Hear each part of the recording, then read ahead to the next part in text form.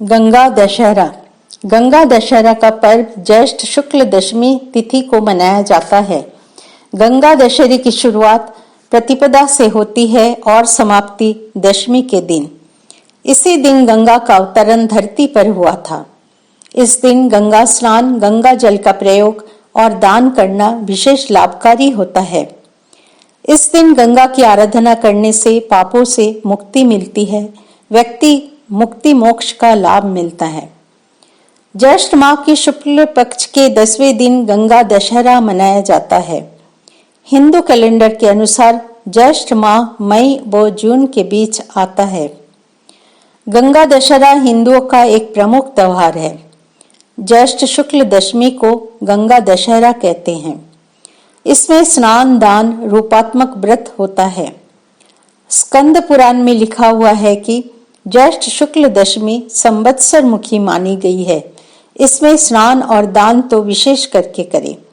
किसी भी नदी पर जाकर अर्घ, पूजादिक एवं तिलोदक तीर्थ प्राप्ति निमित्तक तर्पण अवश्य करें। ऐसा करने वाला महापातकों के बराबर के 10 पापों से छूट जाता है। कहानी। राम जी की नगरी अयोध्या में एक राजा हुआ करते थे, सगर। इनकी 2 रानियां थीं, जिसमें से एक रानी को 60,000 पुत्र थे व दूसरी को सिर्फ एक पुत्र था। राजा ने अपने राज्य का विस्तार करने के लिए अश्वमेध यज्ञ का आयोजन किया। उन्होंने समूचे भारत में भ्रमण के लिए और सभी राजाओं को बताने के लिए अपने अश्व को छोड़ा। महाराज इंद्र सगर राजा का यह यज्ञ सफल नहीं होना देना चाहते थे, इसलिए उन्होंने अश्व का हरण कर लिया। सगर राजा के सभी बेटे इस घोड़े की खोज में लग गए। समस्त पृथ्वी में खोज करने के बाद भी अश्व का कुछ पता न चला, जिसके बाद राजा ने पाताल लोक में खोज करने का आदेश दिया। पाताल में खुदाई हुई। उसी समय वहां महामुनि कपिल की समाधि लगी हुई थी। वे घोर तपस्या में लीन थे। उन्हीं की समाधि के पास घोड़ा भी था, जिसे देख राजा के बेटों को गलतफहमी हो गई और वे चिल्लाने लगे, जिससे कपिल मुनि की तपस्या भंग हो गई और उनकी घोर तपस्या की तपन से राजा के 60,000 पुत्र वहीं राख का ढेर हो गए। दूसरे पुत्र ने अपने पिता को जाकर पूरी बात बताई। वहीं महाराज गरुड़ भी आए, जिन्होंने राजा सगर को अपने 60,000 पुत्र प्राप्ति के लिए सिर्फ एक ही रास्ता बताया। उन्होंने कहा, तुम्हें तपस्या करके गंगा को धरती पर लाना होगा। जैसे ही गंगा धरती पर आएंगी, तुम्हारे पुत्रों की भस्म पर पड़कर वे सब मुक्त हो जाएंगे। सगर और उनके पुत्र ने तपस्या की, लेकिन सफल नहीं हो पाए। इसके पश्चात सगर राजा का पौत्र भागीरथ का जन्म हुआ।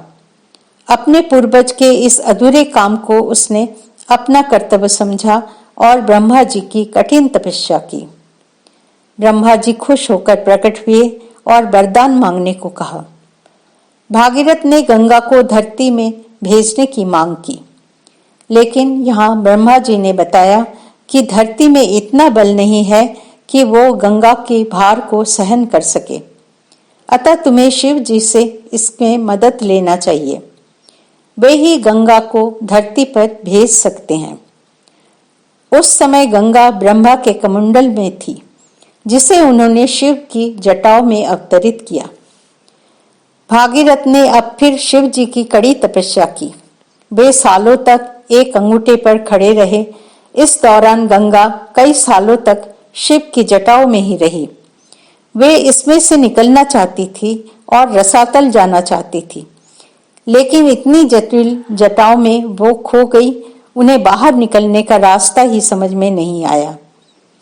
भागीरथ की तपस्या से खुश होकर शिव जी ने उन्हें दर्शन दिए और वरदान पूरा करने का आश्वासन दिया।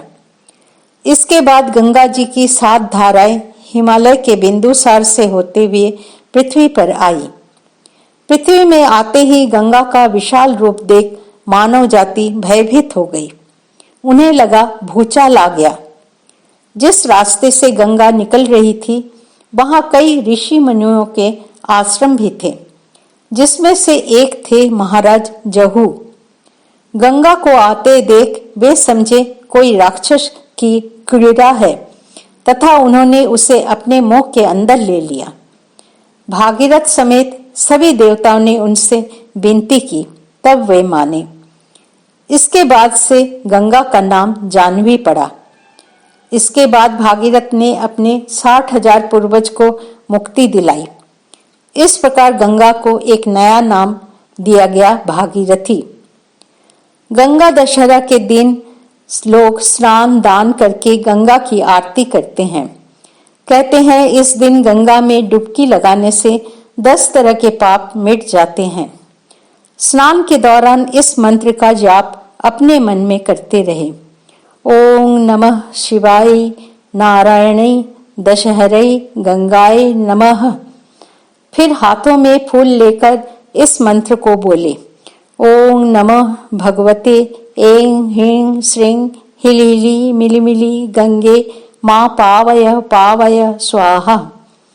गर्मी में पड़ने वाले इस त्योहार में आम, तरबूज, खरबूज, सत्तू का दान मुख्य रूप से किया जाता है। जय माँ गंगे, हर हर गंगे।